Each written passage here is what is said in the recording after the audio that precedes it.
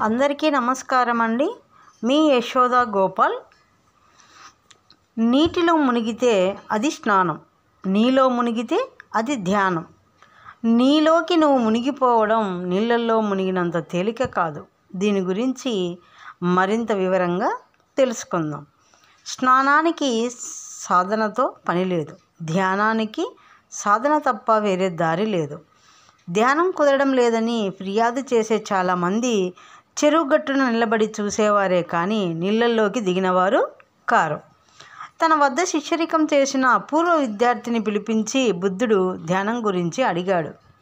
శిష్యుడికి అది రెండో ఎక్కం లాంటిది. రకరకాల ప్రక్రియలు, ధ్యాన దశల గురించి అప్పటికే విశేషంగా చదివి ఉన్నాడు.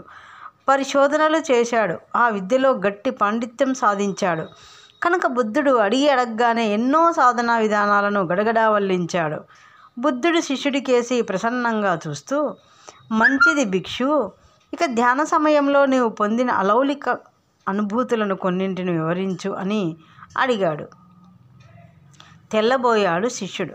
నోటి మాట రాలేదు. ఎవరికైనా ధ్యానం గురించి పాఠం చెప్పడానికి తగినంత పరిజ్ఞానం సాధించావే తప్ప నీవు నిజమైన ధ్యానివి కాలేవు అన్నాడు బుద్ధుడు.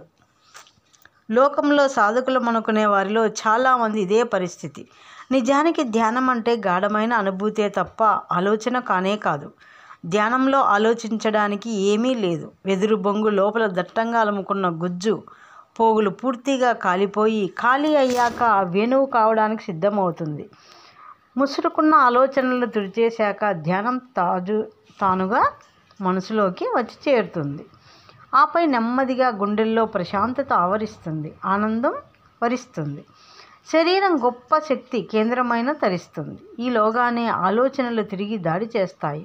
పాత జ్ఞాపకాలు తరుముకొస్తాయి. అవి చాలా బలమైనవి. వాటిని ప్రతిఘటిస్తే మనిషి విఫలమవుతాడు, పారిపోతే దొరికిపోతాడు. వాటితో ఘర్షణ వృధా.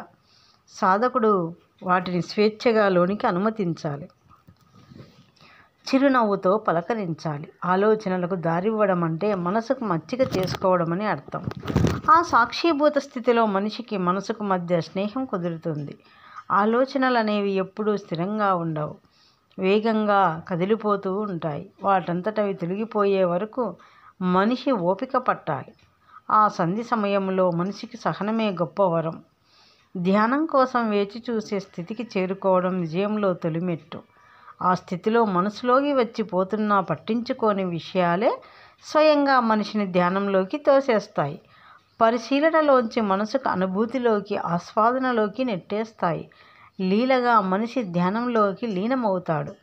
సాధన క్రమంలో ఒళ్ళు జలధరించడం, ఆవలింతలు రావడం, అకారణమైన ఆనందమేదో గుండె తలుపు తట్టడం కానీ జరిగితే అవన్నీ ధ్యానంలో పురోగతికి సూచనలని మనం గ్రహించాలి.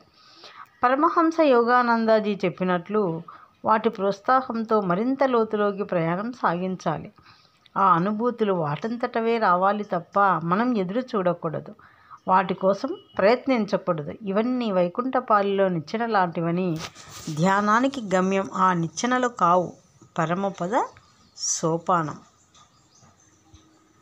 ఓకే మాస్టర్స్, మీకు ఈ వీడియో నచ్చినట్లయితే like, share and comment and subscribe. మరికొన్ని మంచి వీడియోలతో మళ్ళీ కలుద్దాం. Thank you. బై.